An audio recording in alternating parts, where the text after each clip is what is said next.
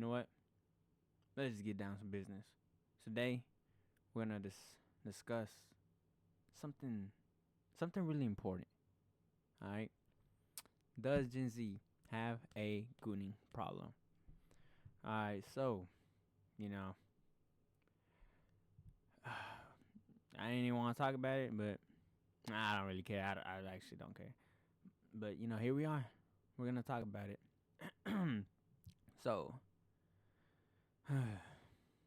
you know, that's the question of the day. Does Gen Z actually have a gooning problem, or is the internet exaggerating about it? That's what we're gonna find out today. So, if you're unaware, like unaware, hey, my hand looks big. Unaware of what gooning is, get off the video. You're not old enough, alright?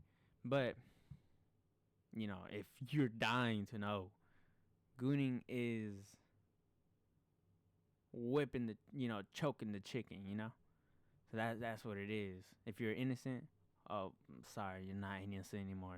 I don't know why you clicked, but we're going down this rabbit hole, alright? It sounds funny, yeah. It does sound really funny. But there's actually a darker side. And, there's a lot of people that actually are starting to encourage not, gooning, not actually choking the chicken. And, yeah, I believe you should stay away from it, bro. And why is this a major problem for Gen Z? Growing up, internet was a little harder to, get a hold of. You go to Walmart, go to McDonald's, and get to get some internet, some of that free Wi-Fi. Eat you a Big Mac with the McDonald's, some fries. We've all been there with those YouTube video downloaders, etc., etc.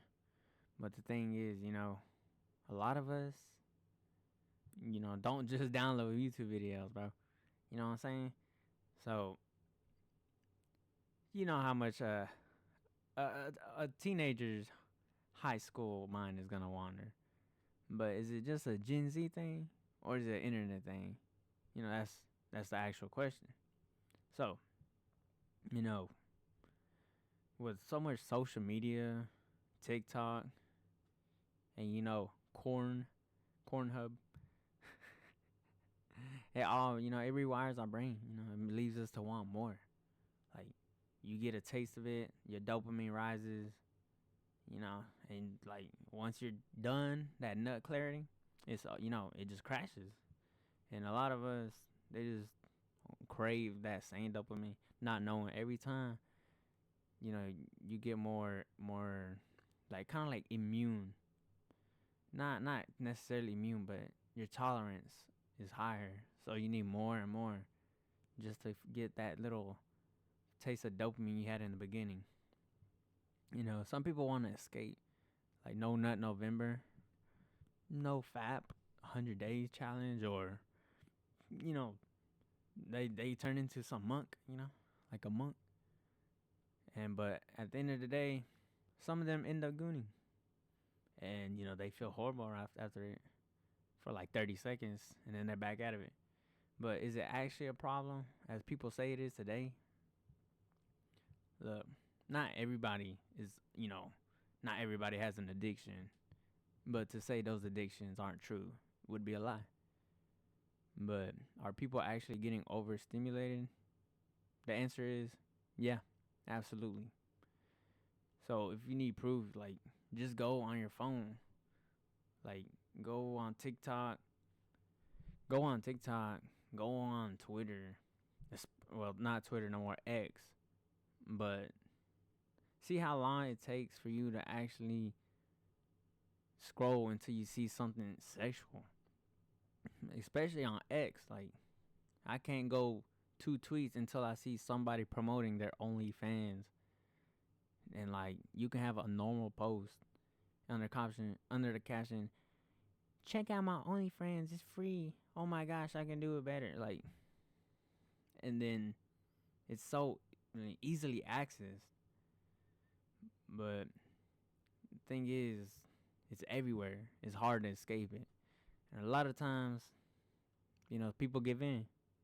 The problem with social media these days and like the sheer amount of sexual content on like that gets pushed into our like quote unquote algorithms, which I don't actually believe it's us, but it just normalizes hypersexuality and rewires how people, especially younger people, young teens, especially them them boys, them teen boys on their phones with they got nothing better to do.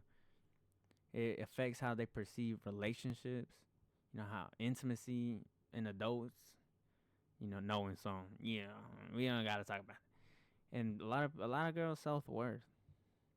Algorithms push these provocative contents because it keeps users engaged. But over time, not like pretty sure they realize it. It messes with expectations around the body, around people's self-image, their attraction, and sometimes even people's personal identity. I just feel like, not I feel like it does feel an endless dopamine loop where validation is tied to sexual posts, leading to people becoming desensitized, addicted to the hub or the X, what. And in some cases, it just like rewires and like this sense of connection that people only want through phones now, like instead of actual human interaction. I mean, like constant exposure to this sexual content, like when you're on your phone, it's like especially when you're not worried about Wi-Fi running out of gigabytes or running out of Wi-Fi and all that. Especially when you don't have to worry about that. Some of them ask themselves like, what's the point of going outside when your own phone throws these OF models, these almost naked girls, but they're not naked, so they get a pass on these advertisements, even on game advertisement now, showing off so much chest, so much, bust and everything. They throw these models at you like it's a clearance sale. Every swipe is already a dopamine hit, especially on TikTok. Now add a couple of women talking about how they want to meet you in your area. You can't last 5 minutes in this game on this game. You can't last 5 minutes on this game. Single moms in your area. Who needs the stress of actually talking to a girl when you can just, look one up on the hub and fantasize about yourself, doing it, or on TikTok you double tap and you just move on. But here's the catch: the more you scroll, the less like interactive you want to become. Like think about these hormonal, teens growing up, young adults that the more they scroll, the less equipped they are to handle a real conversation. Like, try flirting with somebody in person, like after going in the TikTok comments, oh my gosh, a Rizzler, oh my gosh, this. It's all fun watching, these dudes trying to hook up, trying to flirt with these single girls, sometimes even with boyfriends, making them cheat. And then commenting, oh, the Rizzler's back, It's all fun and games. But too much becomes a problem, just as too much of anything can become a problem, And if you're commenting that, spoiler alert, it doesn't translate, bro. It doesn't. You're not good. You're not the same as that, bro. Eventually, you got generations of dudes, women too, but mainly just dudes. Us dudes have a problem. Let's not lie. That can name 10 OnlyFans creators, 10 hub, content creators, quote unquote adult actors.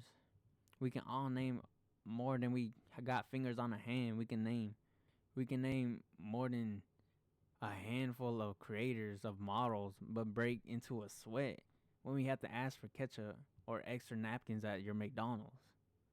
And the reason I keep bringing up McDonald's is because I'm hungry, all right? I'm hungry, and that's okay.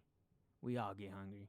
During the pandemic, which feels like a while away, it is a while away, since 2020, we're all locked up like Sims, no social media. A lot of people, especially guys, that these like turn to these X-rated sites for a release of stress. A relief. Nothing to do, too much time on their hand, nowhere to go, and this is just asking for trouble. A perfect storm for just building bad habits.